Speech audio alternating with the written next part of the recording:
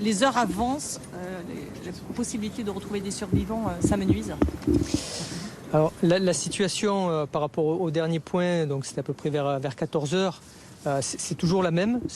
On poursuit les actions de déblaiement et de recherche dans l'espoir de retrouver des victimes.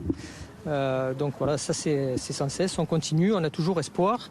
À côté de ça, on est en train également de s'occuper des gens qui ont été délogés par mesure de sécurité au moment de l'événement. Et donc en lien avec l'interservice, avec les architectes de la ville, avec les services de logement de la ville, avec des experts privés, on fait le point sur ces appartements qui ont été évacués par mesure de sécurité pour vérifier ceux qui pourraient être réintégrés à partir de demain. Voilà, et on a organisé également l'accès ponctuel aux gens qui ont été évacués et qui sont actuellement relogés soit par la ville, soit par leurs propres moyens, pour leur permettre de récupérer des effets personnels, leurs pièces d'identité, de l'argent, les clés de la voiture, les clés de l'accès au travail pour demain, etc. Voilà, donc c'est 61 logements là qui cet après-midi ont pu être récupérés, visités par leurs locataires ou propriétaires pour récupérer leurs effets personnels. Au niveau des recherches, est-ce que ça reste compliqué? On sait que l'immeuble numéro 11 est en mauvais état. Oui, alors on a toujours la même problématique que celle qui était qui s'est posée initialement à nous, c'est que les deux bâtiments contigus sont toujours menaçants.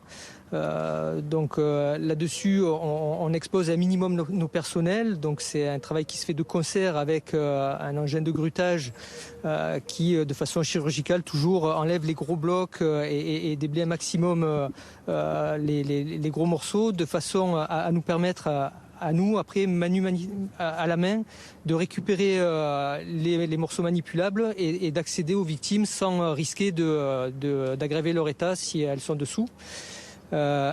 Pour assurer leur sécurité, donc il y a toujours un dispositif avec des télémètres laser, avec des gens qui veillent en permanence sur les façades contiguës, de façon à pouvoir prévenir les sauveteurs et les grutiers si jamais il venait à y avoir le moindre mouvement. Donc voilà, là on est toujours sur la même posture.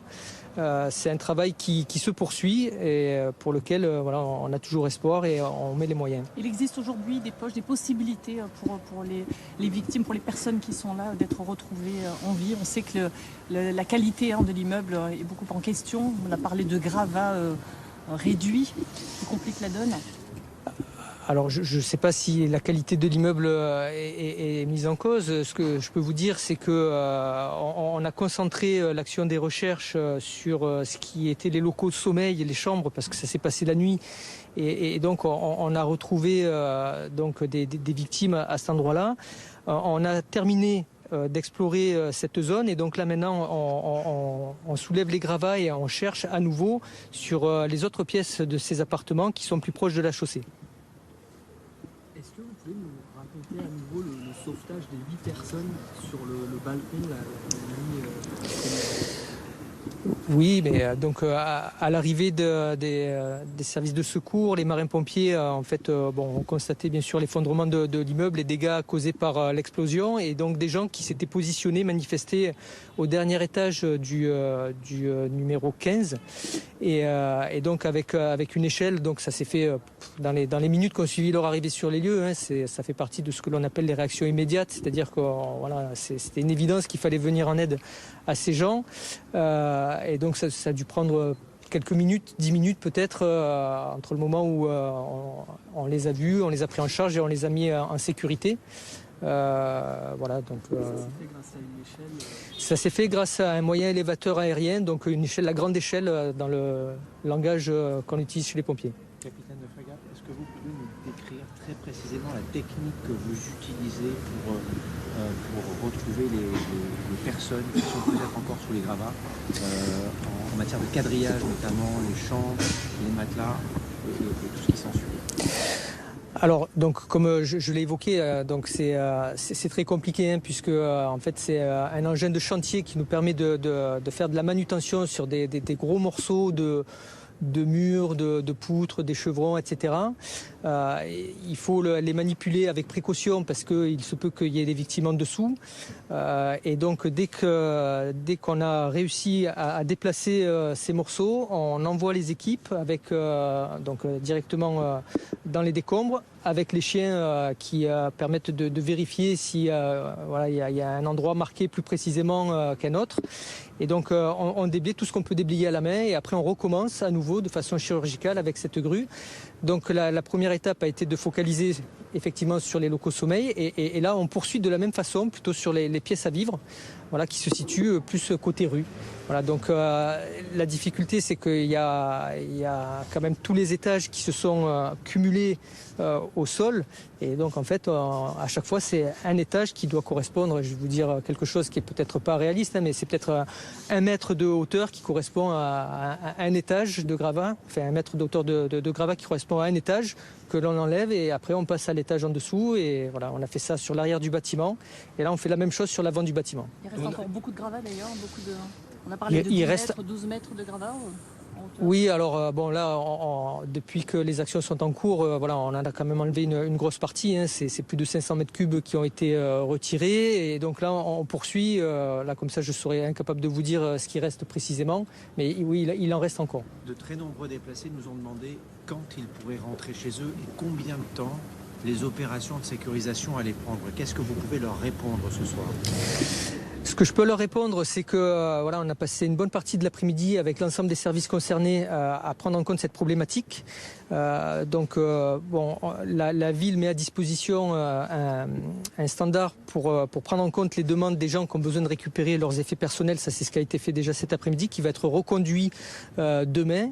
Et donc, avec les services concernés, là, on a étudié la possibilité pour les gens qui pourraient réintégrer leur appartement parce que ce dernier est sûr, où il n'y a pas de problème de structure, de faire remettre les fluides, l'électricité, le gaz pour qu'ils puissent reprendre une vie normale, tout en n'entravant pas le chantier parce qu'on a besoin d'accéder et puis parce qu'il y a de la poussière, il y a encore du risque, donc en prenant quand même le périmètre de sécurité qui nous permet de garantir leur propre sécurité. Aujourd'hui, combien d'appartements ? 61 appartements ont été visités. Donc là, il y a 61 appartements dont les locataires ou propriétaires ont pu accéder pour récupérer leurs effets personnels de nécessité, mais ils ne peuvent pas rester dans l'appartement. Ils ont été accompagnés par les pompiers, la police, les architectes pour les faire accéder en sécurité, protégés.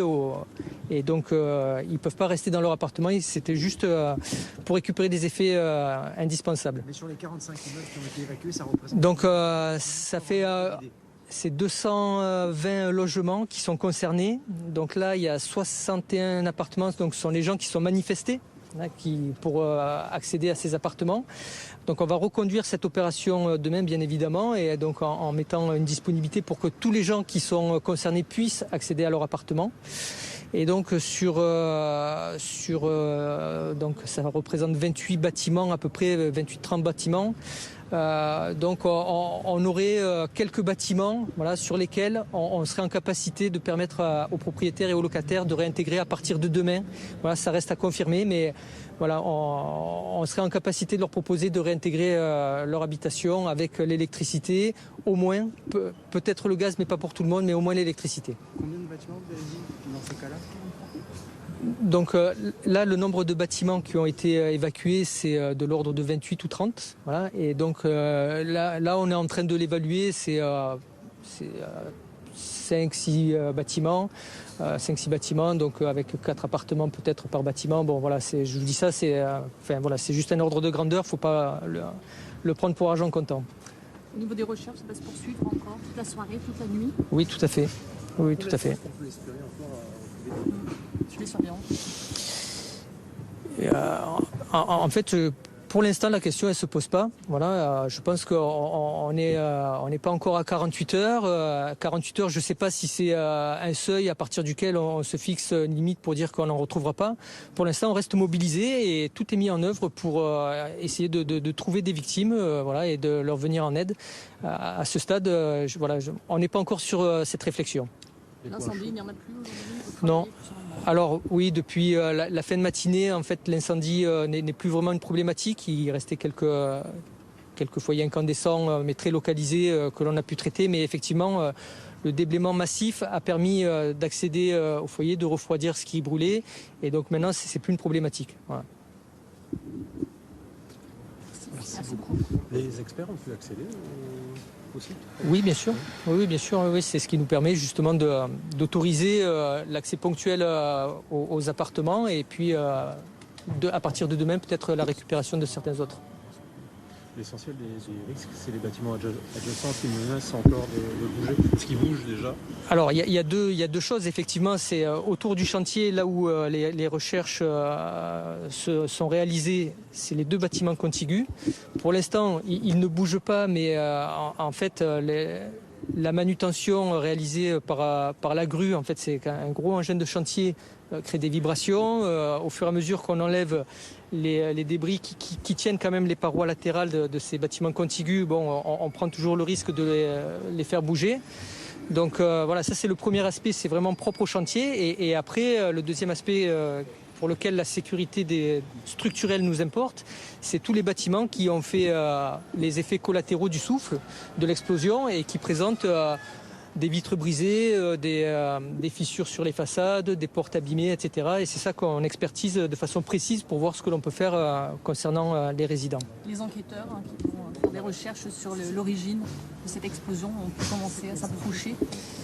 Alors le volet judiciaire, là sur le chantier proprement dit, non, parce que là en fait la manutention c'est quand même une étape très dangereuse. Mais bon, après je pense qu'il faut que vous adressiez plutôt vers Madame la procureure pour avoir ces éléments. Voilà. Enfin, nous sur la partie opération de secours, pour l'instant on n'a pas été impacté par cet aspect. Vous pouvez vous présenter. Je suis le capitaine de frégate Pascal et donc j'occupe la fonction de commandant de l'opération de secours.